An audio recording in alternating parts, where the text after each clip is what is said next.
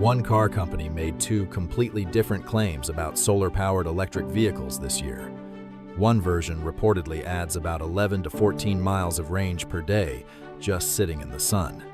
Another prototype, shown at a major auto show, was described as adding up to 1,800 miles without ever plugging in. Those two numbers are wildly, almost impossibly different from each other.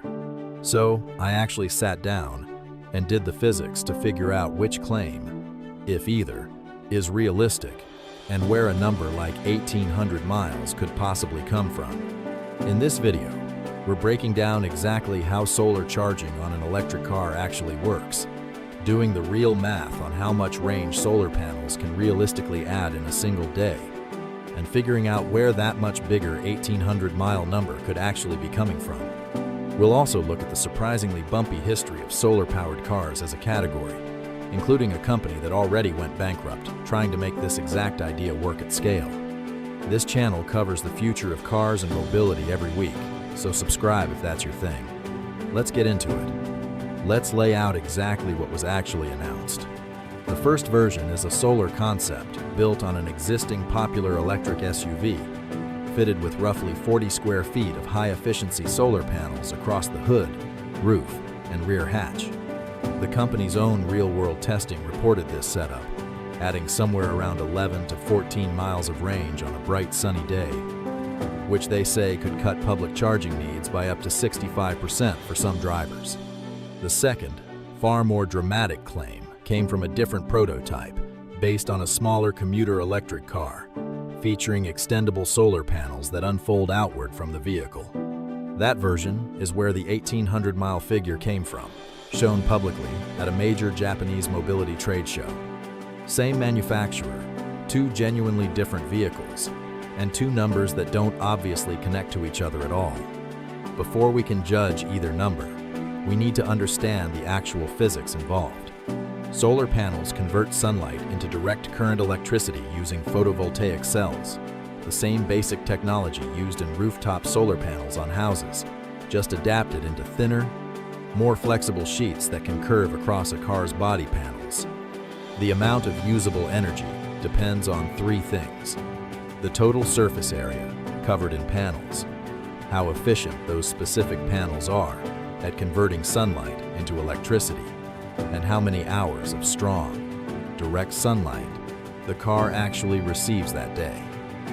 A car's hood and roof only offer a limited, fairly small surface area compared to, say, a house roof, which is exactly why solar cars have always faced a fundamental size constraint that solar houses never really had to deal with in the same way. So, let's actually run the numbers on that first, more modest claim. With roughly 40 square feet, or about 3.5 square meters, of high-efficiency panels operating at around 20% efficiency, and a reasonably sunny day, providing the equivalent of about 5 strong sunlight hours, you get somewhere around 3 to 4 kilowatt hours of usable energy generated across that day. Most efficient electric vehicles travel somewhere between 3 and 4 miles for every kilowatt hour of battery used. Multiply those numbers together, and you land almost exactly on 11 to 14 miles of added range, which is precisely what was actually claimed for that version. In other words, when you actually run the physics honestly, that specific, modest number holds up completely. It's not hype, it's just genuinely limited by how much sunlight a car-sized surface can realistically capture in a single day. So how does the second prototype get all the way to 1,800 miles? Based on what's actually been described publicly, this is likely not a single day's driving range at all, but a much larger cumulative figure, generated by significantly larger deployable panels that unfold well beyond the car's own body, combined with the vehicle sitting parked and charging continuously for an extended stretch of time, likely weeks rather than hours. That's a completely different measurement than the daily commuting figure from the first concept, even though both get casually described using the same word, range. Manufacturers aren't necessarily being dishonest here, but headline numbers like this almost always deserve a follow-up question. Is this what I'd realistically get driving to work tomorrow? Or is this a best-case number generated under ideal, extended conditions that don't reflect typical daily use at all. It's also worth understanding that solar-powered cars have a genuinely rocky history as a product category. One prominent startup spent years trying to build and sell a fully solar-integrated production car, generating real excitement and pre-orders along the way, but ultimately went bankrupt, trying to scale manufacturing at a price regular consumers could actually afford. That same company has since returned in a smaller form, but pivoted specifically towards supplying solar panel technology to larger, established automakers, rather than trying to build and sell entire vehicles itself. That pivot alone tells you something important. Even genuinely promising solar technology is proving easier to sell as one component of a normal EV than as the entire selling point of a brand new standalone vehicle. Here's the thing though, even the honest, unglamorous 11 to 14 miles a day is genuinely more useful than it sounds at first. For a lot of drivers with a fairly typical daily commute, that's enough to meaningfully reduce how often they need to plug in at all, especially in sunnier regions of the country.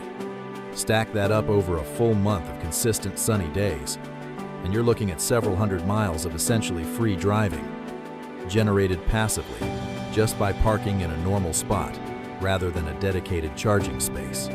It's not a replacement for charging infrastructure, and it was never realistically going to be, but as a genuinely free, incremental supplement that reduces charging frequency and cost over time, the realistic version of this technology still has real, measurable value worth taking seriously. So, stepping back, is solar car charging real, useful technology, or just a marketing gimmick dressed up with impressive sounding numbers? Based on the actual math, it's genuinely both, depending entirely on which specific number you're looking at. The modest, honest 11 to 14 mile daily figure checks out completely under real physics and represents a real, if incremental, benefit for everyday drivers in sunny climates. The flashier 1,800-mile figure is very likely technically true under specific, extended, best-case conditions, but it's presented in a way that invites people to imagine daily driving range rather than a much longer cumulative measurement.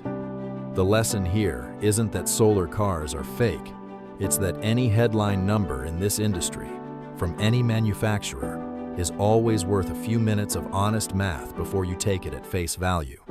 So, would 11 to 14 free miles a day actually change how you think about EV charging? Or does that number feel underwhelming after hearing 1,800 miles first? Let me know your honest take in the comments below. If you found this breakdown interesting, subscribe, because we're going to keep fact-checking big EV claims like this every week. See you in the next one.